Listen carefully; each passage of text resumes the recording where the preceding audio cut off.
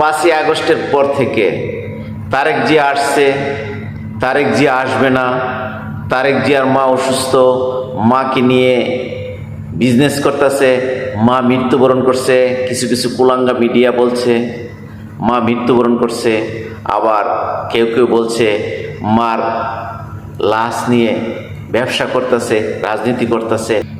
এবং সমস্ত সমালোচকদের মুখে জুতা মেরে রাত পোহালেই তারেক জিয়া বাংলাদেশ। আপনারা জানেন 24শে ডিসেম্বর সন্ধ্যায় লন্ডনের হিথ্রো বিমানবন্দর থেকে সপরিবারে বাংলাদেশের একটি ফ্লাইটে তারেক জিয়া আসতেছে।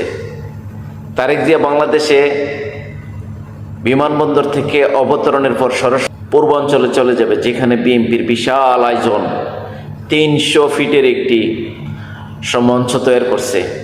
সেই মঞ্চে বিএনপির নীতি নির্ধারকরা এবং বিএনপির নেতারা আশা করতেছে 50 লক্ষ মানুষের সমাগম হবে ঢাকা শহর।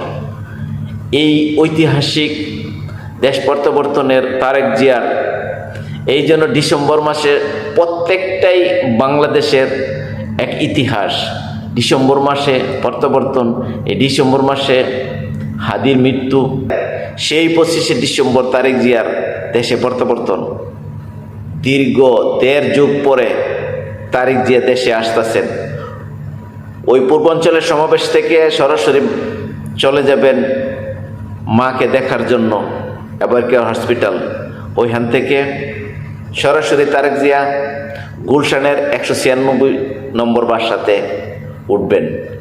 তবে দিন শেষে এটাই বলবো, কিছু কিছু কুলাঙ্গা মিডিয়া ছিল, কিছু কিছু দূষর ছিল, রাজনৈতিক দূষর, তারা বলতো তারেক জিয়া কোনোদিন দেশে আসবে না, তারেক জিয়া লন্ডনের বাসী। সব সমালোচনা মুখে, আবারও বলি, সমস্ত সমালোচনার মুখে জুতা মাইরা তারেক জিয়া রাত পোখালি বাংলাদেশে আসছে বীরের বেশে।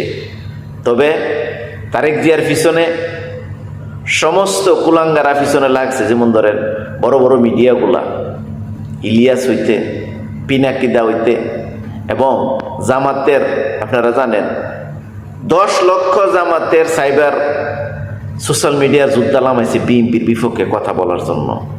এবং তারা প্রতিনিয়ত এআই থেকে সব কিছু দিয়ে ভিডিও বানাইতেছে, বিএনপি জামাত ইসলাম গেছে গা। আরে ভাই, জামাত ইসলামের আপনারা যদি দেখেন, আপনারা মাঠ পর্যায়ে গিয়া দেখেন কয়জন নেতাকর্মী আছে, কিন্তু সোশ্যাল মিডিয়াতে তাদের অভদ্র ব্যবহার, সমাগম। ভালো থাকবেন।